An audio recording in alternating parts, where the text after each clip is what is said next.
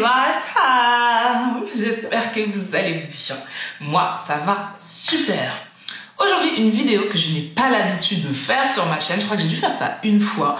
Mais l'actualité fait que je me suis sentie obligée de prendre ma caméra pour vous parler de ce qui se passe en ce moment en France avec l'influenceuse Sally et la compagnie aérienne Air France.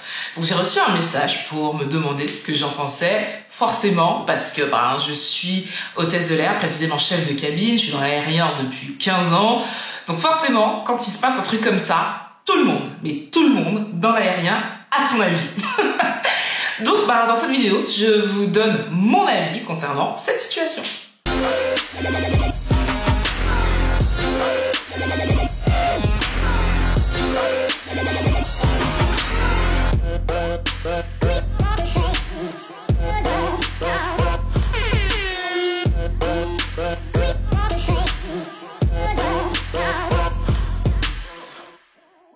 Avant de commencer, n'hésitez pas à vous abonner et à activer la petite cloche qui se trouve quelque part, je sais plus. Parce que moi, ça me permet de me faire connaître et c'est comme ça aussi que je sais que vous appréciez mon travail. Donc vraiment, n'hésitez pas, la majeure partie des gens qui regardent mon contenu ne sont pas abonnés, donc c'est dommage. Vraiment, abonnez-vous si vous aimez ce que je propose. Voilà, ça c'est fait. On passe au cœur de la sauce.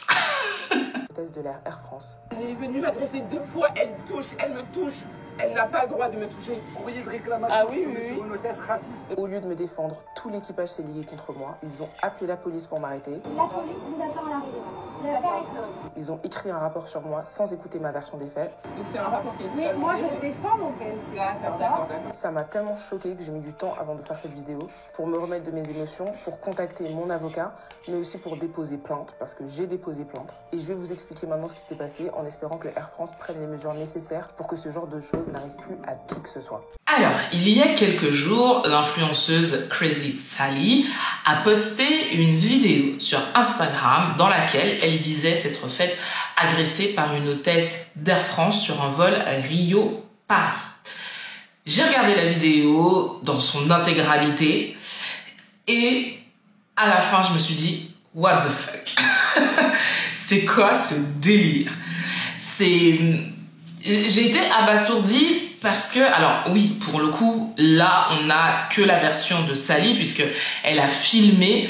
Mais le truc, c'est que on a la version de Sally filmée et dans cette vidéo que j'essaierai de vous mettre le lien en bas d'information. Dans cette vidéo, on a aussi les commentaires des passagers à bord.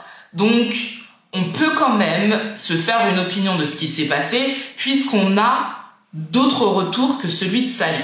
Et c'est là où je me suis dit, il y a un vrai problème.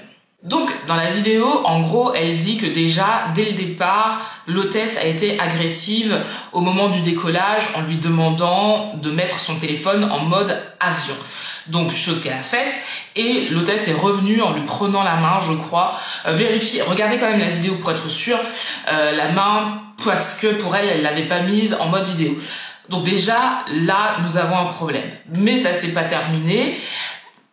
En fait, à la fin du vol, Sally dormait avec la couverture sur la tête et l'hôtesse a carrément arraché la couverture et c'est parti de là. Et le pire, c'est que donc Sally n'a pas du tout apprécié et en fait, l'équipage a carrément appelé la police pour Sally qui s'est vue à son arrivée escortée par 3 policiers au poste de police qui eux-mêmes n'ont même pas compris pourquoi on les avait appelés quand on leur a raconté les faits. Et on l'entend dans la vidéo, on entend la policière dire « mais ce sont des conneries ». Ils n'ont pas compris pourquoi est-ce qu'on les avait fait se déplacer pour ça. Faut comprendre que si vous lui retirez la couverture brusquement et que si elle dormait, elle est réveillée donc brusquement, elle peut se demander ce qui se passe et qu'il faut quelques secondes, voire quelques minutes pour émerger et le temps d'attacher sa ceinture, elle ne peut pas attacher la ceinture et enlever la tête. Madame, vous continuez votre voyage. Et puis on en reste là, parce que franchement, c'est des conneries. Et en fait, genre les mecs n'ont que ça à faire, tellement on est de l'ordre de l'absurde. Donc, je vais vous donner mon avis sur ce qui s'est passé, et j'aimerais beaucoup savoir ce que vous en pensez. Moi, je vous donne mon avis en tant qu'hôtesse de l'air, mais aussi en tant que passagère, parce que je voyage beaucoup, je ne fais pas que travailler, même si des fois j'ai l'impression que je ne fais que ça, mais non. Et j'ai aussi cette expérience en tant que passagère. Donc déjà, on va remonter un peu le cours de l'histoire. Je vais essayer d'amener des informations pour étayer mes propos. Alors, déjà, faut savoir que Air France est une compagnie aérienne particulière. C'est la compagnie de l'État. L'État a des billes dans cette boîte, donc c'est pas n'importe quelle entreprise. Air France a une image aussi, un certain standing. C'est-à-dire que il y a très longtemps, les premières hôtesses, c'était les hôtesses en France, c'était les hôtesses d'Air France, et elles avaient vraiment cette image hyper prestigieuse. On allait les chercher chez elles, on les amenait au pied de l'avion en berline. Elles devaient être célibataires. Voilà, il y avait un critère drastique si on voulait intégrer Air France. Évidemment, des gens qui ne me ressemblaient à l'époque, voilà, ne pouvaient pas intégrer la compagnie.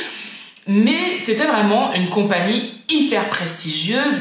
Et le truc, c'est que cette image-là est restée pendant très longtemps. Et faut pas se mentir, l'image de l'hôtesse de l'air, vraiment le glamour, le faste, découle de cette image-là des premières hôtesses Air France.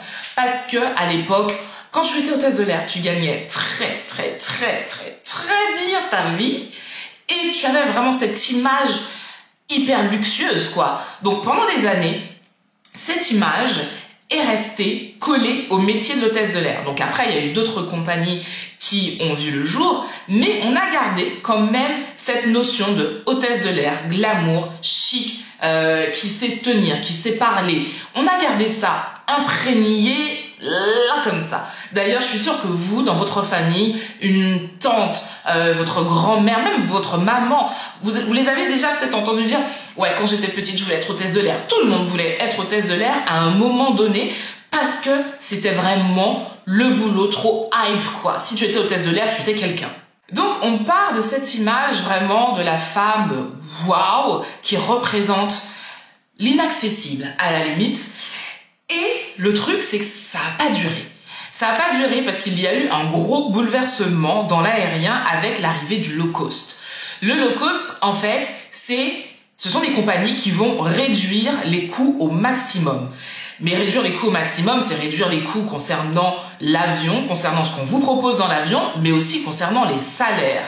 Donc, où avant, on avait des hôtesses de l'air et des stewards. Donc, quand je dis hôtesse de l'air, j'englobe aussi les stewards. Donc, personnel navigant. Je veux dire personnel navigant. Donc, quand avant, on avait des personnels navigants qui gagnaient, mais vraiment très bien leur vie, qui sont passés justement à des compagnies low cost qui engageaient plus facilement mais qui payaient beaucoup moins, le prestige forcément est descendu. Donc on n'avait plus du tout le même regard sur le personnel navigant parce que le billet qu'on payait avant mais les yeux de la tête, là on pouvait faire le tour du monde pour moins de 100 €. Donc forcément on perdait en prestige. Et ça a impacté le regard que l'on a eu sur le personnel navigant. Le truc, c'est que beaucoup de personnes ont ce rêve de l'hôtesse de l'air d'il y a 30, 40 ans qui est resté ancré dans un coin de la tête en se disant « c'est ça que je veux faire, c'est ces dames-là que je veux être », tu vois, sans se dire que le métier avait évolué, que le regard que les gens avaient sur nous avait changé. Et en fait, on se retrouve avec des personnes qui sont dans l'aérien depuis très longtemps. Et pour être transparente avec vous, j'ai les mêmes dans ma compagnie. Je ne travaille pas pour Air France, mais j'ai les mêmes dans ma compagnie.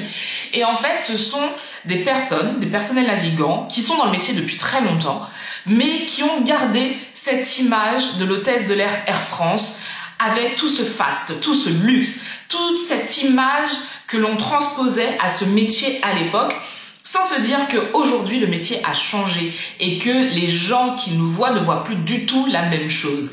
Et là, on a une vraie dichotomie entre ce que l'on veut refléter, ce que l'on est vraiment, ce que les gens pensent de nous et de ce qu'ils voient. Alors, qu'on soit quand même ok là-dessus.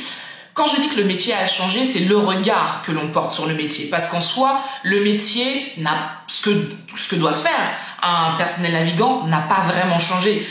Au départ, c'était des infirmières. Aujourd'hui, moi, le cœur de mon métier, c'est la sécurité. C'est pas servir des plateaux. Et c'est pour ça qu'on peut avoir justement des compagnies low cost où il n'y a pas de service, parce que le cœur du métier d'une hôtesse de l'air, d'un steward, c'est la sécurité. Donc beaucoup de personnes pensent que c'est la partie commerciale avec justement servir des plateaux.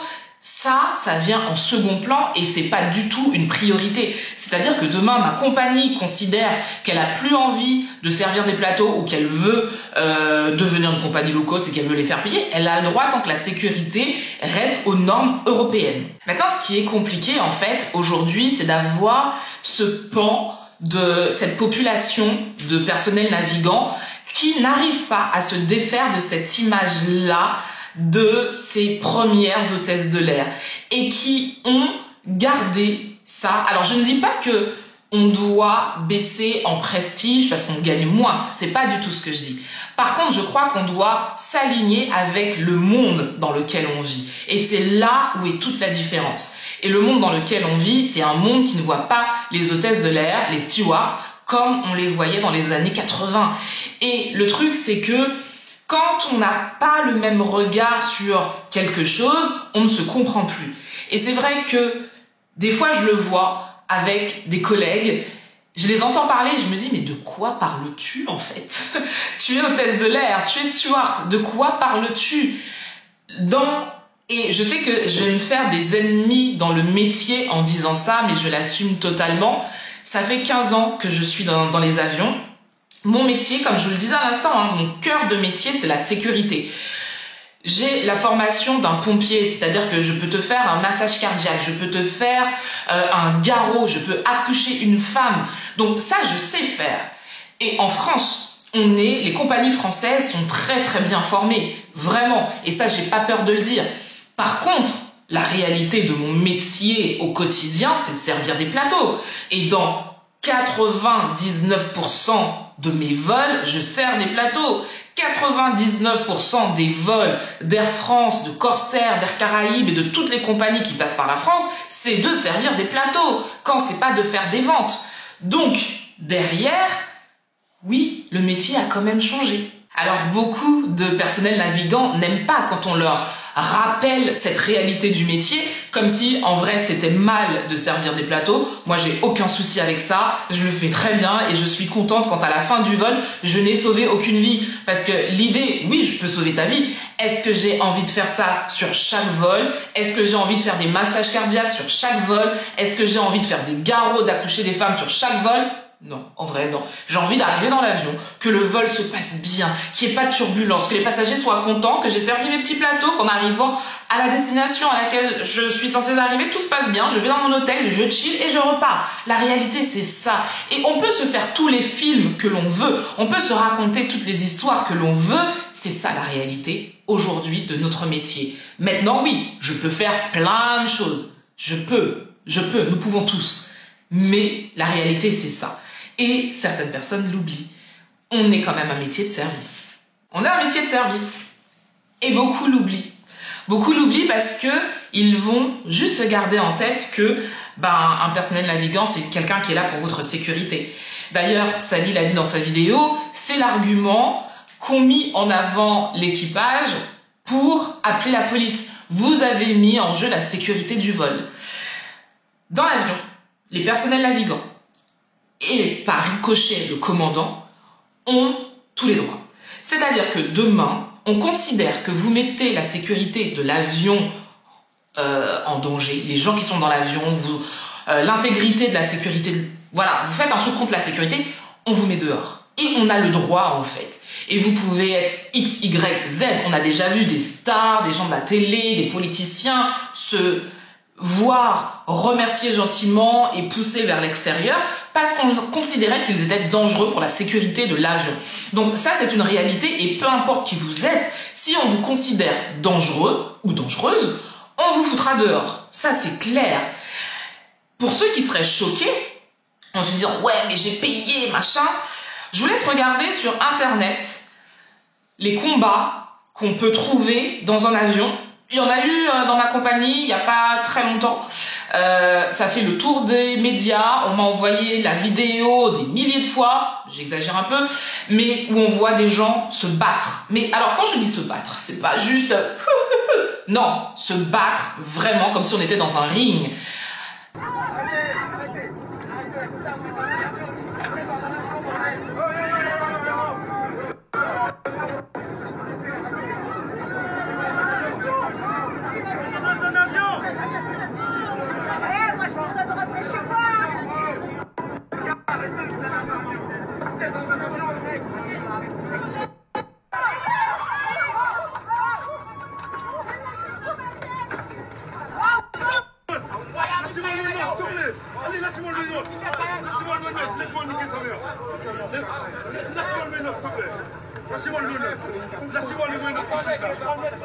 Ça arrive dans l'avion. Des gens qui se battent vraiment, des gens qui s'insultent. Donc, oui, ça existe des moments où la sécurité, on n'arrive plus à maîtriser parce que justement, on a des gens dangereux dans l'avion. Donc, si on peut éviter ça, on le fait. Il y a quelques temps, j'ai une collègue qui s'est fait agresser, frappée par un homme alcoolisé. Donc, heureusement qu'ils étaient au sol et on a pu débarquer ce monsieur. Mais c'est une réalité. Donc, quand on parle de sécurité à bord, c'est une vraie réalité, surtout aujourd'hui. En 15 ans, j'ai vu l'évolution des mœurs et ça a totalement changé. Quand j'ai commencé l'aérien, les gens appréciaient encore voyager et il y avait encore le respect justement de l'uniforme. Et j'en reviendrai à l'uniforme. Il y avait encore ce respect de l'uniforme. Aujourd'hui, mais je vais me faire insulter, mais vraiment, et quand je dis insulter, c'est pas le petit truc, non mais vas-y machin, la vraie insulte, parce qu'il y a plus de poulet. Il y a quelques années, un mec a posé son plateau quand il avait fini de manger, donc les plateaux sont mis sur les tablettes, on est d'accord. Quand il a fini de manger, il a mis le plateau au sol, ok, et quand je suis arrivée pour le récupérer, le mec m'a simplement dit, il est là, ramasse-le. C'est aussi une réalité de l'avion en fait, c'est aussi une réalité de ce que l'on vit. Donc, le métier a changé, mais les gens qui sont dans l'avion ont changé. Donc, c'est vrai qu'il faut quand même garder ça en tête. Quand on parle de sécurité dans l'avion, c'est quelque chose de réel. C'est vrai. Il faut maintenir la sécurité à bord. Je vous l'ai dit, c'est la base de mon métier. Maintenant, quand dans la vidéo de Sally, je vois qu'on fait appel à la sécurité à bord par rapport à ce qui s'est passé, en tout cas par rapport à ce que j'ai vu dans la vidéo. Et là encore, toute cette vidéo, je la fais par rapport à ce que j'ai vu dans la vidéo et par rapport au retour qu'il y a dans cette vidéo des personnes autour de Sally. Je me dis que là, il y a eu un excès de zèle. Là, on a un problème avec l'équipage. Là, personnellement, là, je ne comprends pas pourquoi, dans ce cas, on appelle la police. Parce que je ne comprends pas à quel moment elle a mis en cause la sécurité du vol, en fait. Et il faut m'expliquer. Et franchement, j'aimerais beaucoup comprendre et que l'hôtesse explique son point de vue. Parce que là, je ne vois pas en quoi la sécurité du vol a été mise à mal à un moment donné. Donc là, déjà, pour moi, on a un problème. On a un problème du pouvoir et de cet excès de zèle que certaines personnes dans l'aérien peuvent avoir à cause de leur costume. Alors,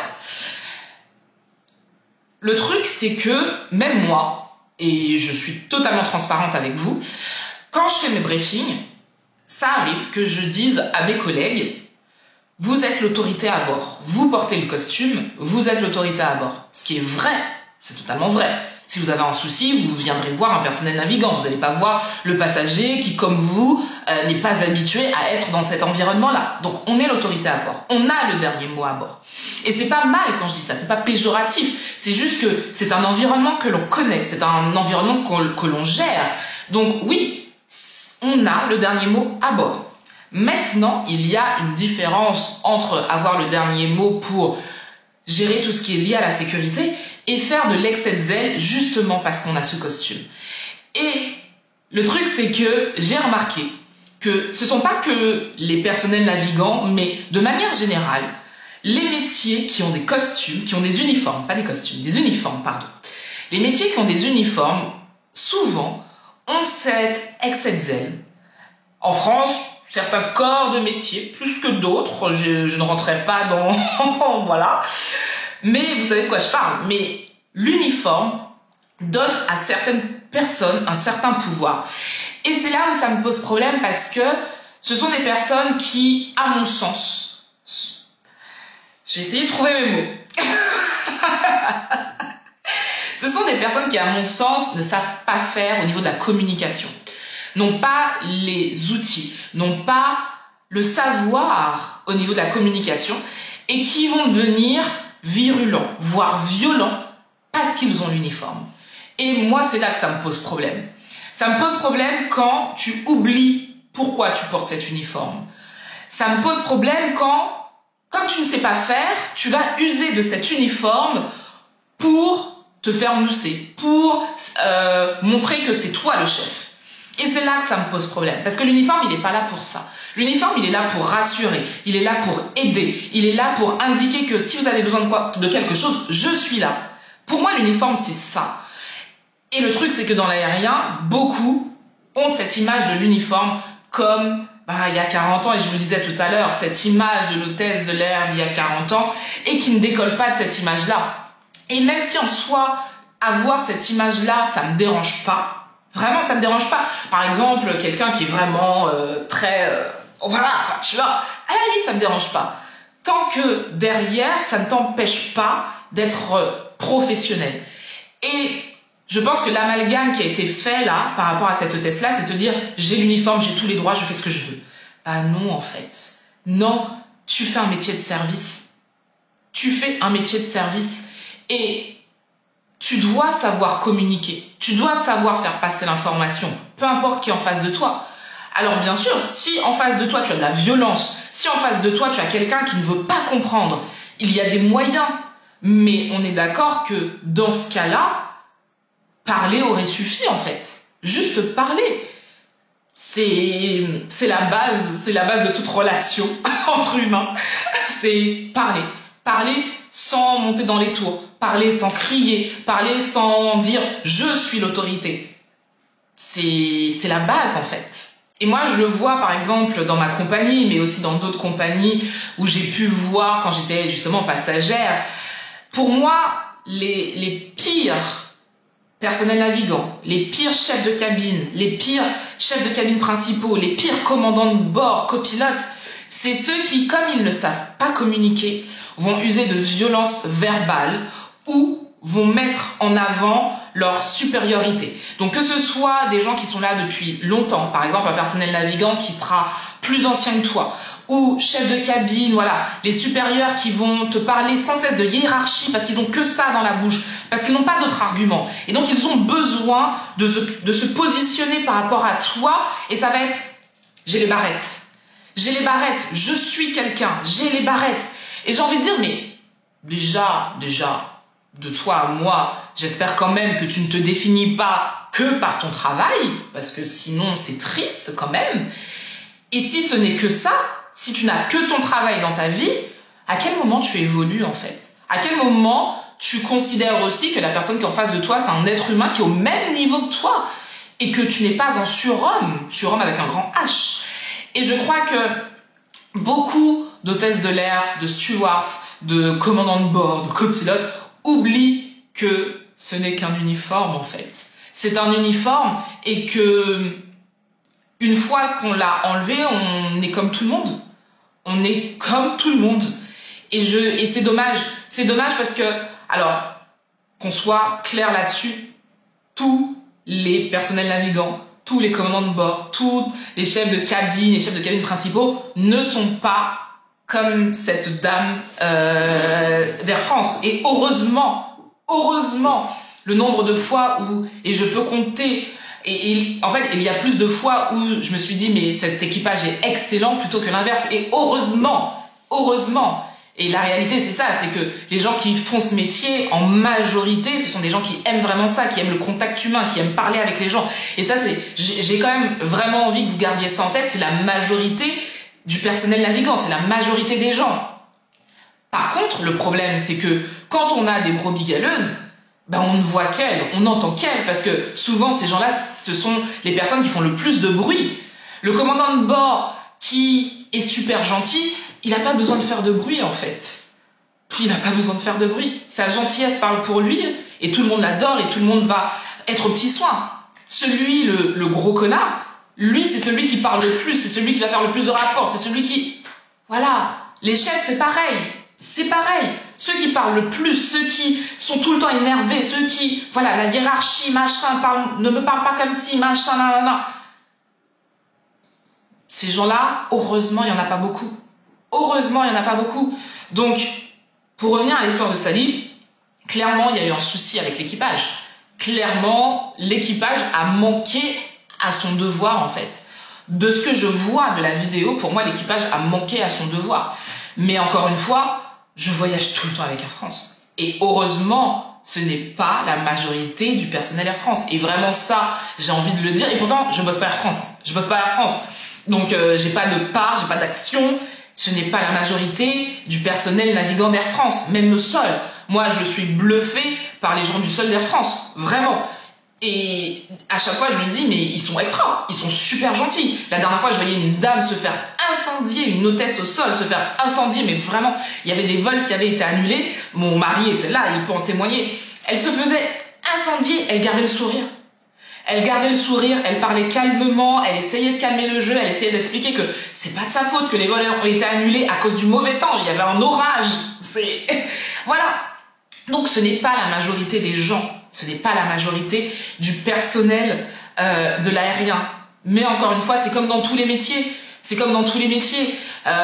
Tous les policiers ne sont pas des ripoux. Mais derrière, quand il y en a un, deux qui font des bavures, on a tendance à englober le truc. Mais effectivement, en tout cas pour le cas de Sally, je trouve qu'il y a eu un gros manquement concernant l'équipage. Clairement. Clairement. Et c'est dommage. C'est dommage parce que ça ne reflète pas le personnel. Alors, ce qui ne veut pas dire que vous n'allez pas vivre des choses malencontreuses dans un avion. Même moi, je me rappelle une fois, j'étais malade, mais comme un chien, et j'arrive, donc je me suis pas... Généralement, je me présente toujours, mais là, j'étais malade, je me suis dit, je serais d'aucune utilité, donc je me suis pas présentée. Et j'ai été demander, l'avion avait du retard, on était au sol, et je vais demander un café à l'hôtesse de l'arrière, parce que le commandant nous avait dit qu'on pourrait partir dans les 30 minutes, et vraiment j'avais besoin d'un truc chaud. J'ai été voir l'hôtesse à l'arrière, qui m'a regardé de haut en bas en me disant non, je peux vous donner un verre d'eau et c'est tout. Alors qu'on est là 30 minutes, meuf, ça te prend 2 secondes pour me faire un café. Elle m'a dit non. Parce que j'ai fait, j'étais à l'avant, je me suis présentée en disant je suis hôtesse de l'air, je me sens pas bien, est-ce que je pourrais avoir un café? Et là on m'a donné le café. Et c'est dommage. C'est dommage de devoir faire passer mon métier pour avoir un truc, quoi, tu vois. Mais c'est pas tout le monde. Vraiment, c'est pas tout le monde. Donc voilà. Donc oui, il y a eu des manquements, clairement. Tu touches pas un passager. T'appelles pas la police pour ça, quoi. T'appelles pas la police pour ça. Et oui, pour moi, Sally est totalement dans son droit. Elle est totalement dans son droit. Donc maintenant, on va voir comment va réagir Air France. Même si j'ai ma petite idée là-dessus. On va voir comment ils vont réagir, mais ouais, en tout cas à tous mes collègues qui vont regarder cette vidéo, si jamais ils la regardent, et qui aiment ce qu'ils font, continuez à faire le travail comme vous le faites en fait, parce que je sais qu'on est beaucoup plus nombreux que malheureusement ces cas isolés, on le sait. Donc continuons à faire le travail comme on le fait, parce qu'on aime ce qu'on fait et qu'on aime être au contact des gens. Donc courage à vous. Et vraiment, si vous avez vécu des histoires malencontreuses, désolé, mais voilà, comme dans tous les métiers, il y a des gens qui sont pas professionnels et ça c'est partout pareil, voilà. Donc voilà mon avis un peu sur ce qui s'est passé avec Sally. J'espère qu'elle aura gain de cause, très sincèrement, j'espère qu'elle aura gain de cause. Dites-moi en commentaire ce que vous avez pensé de cette histoire, est-ce qu'il vous est déjà arrivé des anecdotes en vol? Vraiment, dites-moi, j'aimerais beaucoup savoir. Et si, par hasard, vous me voyez à l'aéroport, dans un avion, mais venez me voir. Des fois, vous me dites, ouais, vous m'envoyez des messages après, ouais, j'étais sur ton vol, j'ai pas osé. Venez me voir. Et chose très importante, nous sommes des êtres humains. Là, je me permets de parler au nom de tous mes collègues. Nous sommes des êtres humains. Et dites-vous que si vous nous manquez de respect, oui, on est professionnel jusqu'à... tu vois ou pas? Voilà. Oui, on est professionnel jusqu'à une certaine limite, mais on reste des êtres humains.